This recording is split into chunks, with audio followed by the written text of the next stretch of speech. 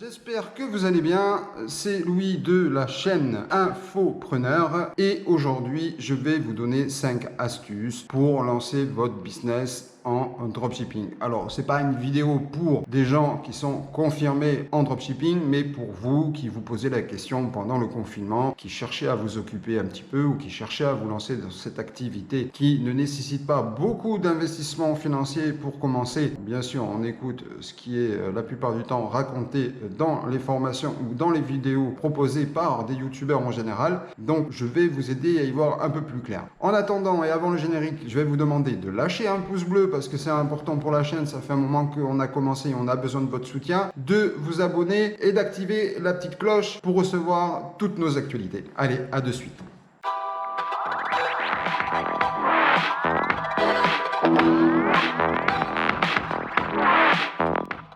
D'abord, pour commencer, je vais vous dire une chose, il faut penser à commencer petit. Ça veut dire sélectionner 4 ou 5 produits. Alors, que vous fassiez un site multiproduit ou un site monoproduit, moi personnellement, je ne vais pas vous inciter à obligatoirement faire un monoproduit et à chercher absolument un produit winner et puis de vous lancer à corps perdu là-dedans. Je vais plutôt vous conseiller soit de faire un site avec 5 produits, soit de faire 5 petits sites avec un seul produit. Cela va vous permettre de tester, cela va permettre de commencer tranquillement. Je vous conseille donc de commencer petit parce que sinon vous allez être très occupé à investir beaucoup d'argent, à devoir calculer si vous êtes rentable, à avoir des délais de livraison, etc.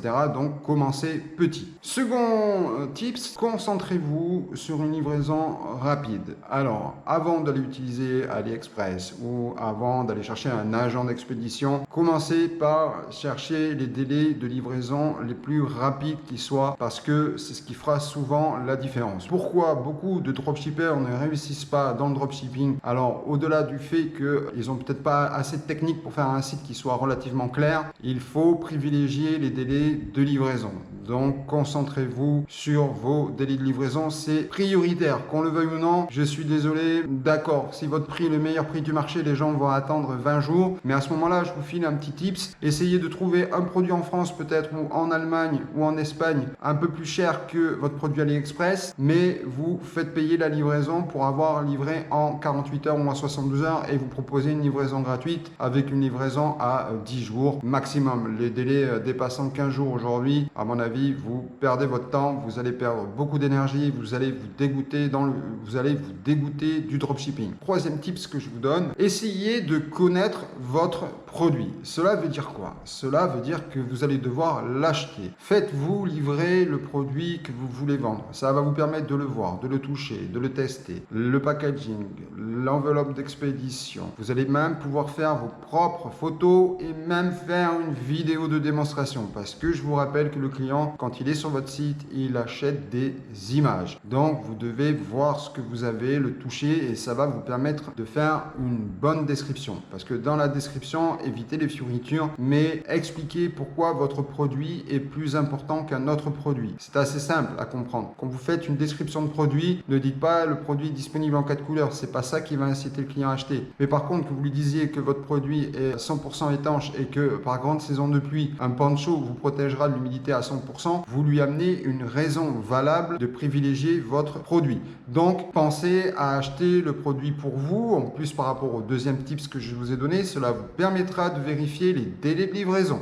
Quatrième tips, investissez dans un site approprié. Alors, je ne vous demande pas de faire quelque chose d'ultra professionnel avec les ventes flash, les ventes privées. N'allez pas mettre 150 applications, c'est pas ce que je vous demande, mais faites en sorte d'avoir un bon site web. Plutôt que de le bricoler vous-même, même si encore je sais que vous pouvez le faire, vous avez toutes sortes de vidéos pour vous expliquer comment le faire, je vous incite à faire appel à un professionnel, quelqu'un qui va vous paramétrer ça proprement, qui va vous installer un thème qui convertit, qui va mettre en place toutes les pages nécessaires, les conditions générales de vente, les délais de livraison et surtout la politique de remboursement parce que c'est très important. Aujourd'hui, quand quelqu'un achète sur Internet, il veut savoir s'il ne reçoit pas son produit, est-ce qu'il va pouvoir être remboursé et comment il va pouvoir être remboursé.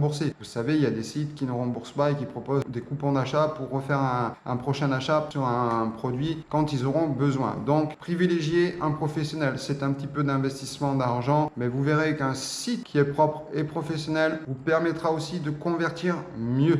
Enfin, cinquième tips, parlez avec vos clients. Ça veut dire installer un chat. Tous les jours, vous ouvrez votre chat et vous discutez avec vos clients. Vous allez voir que c'est fantastique de pouvoir discuter du produit que vous vendez et vous allez amener une forme de sécurité aux clients, de se dire que c'est pas juste un site qui fait des ventes et c'est pas un robot qui est derrière, mais une personne physique qui gère son activité. Vous verrez que des fois, les clients se posent des questions. À ce moment-là, vous pourrez modifier votre description pour répondre à ces types de questions auxquelles vous n'aviez peut-être pas pensé. D'ailleurs, au fur et à mesure que vous recevez des questions, vous pouvez aussi faire évoluer votre fac. Allez sur les réseaux sociaux. Si vous vendez sur Instagram, si vous vendez sur Facebook, etc.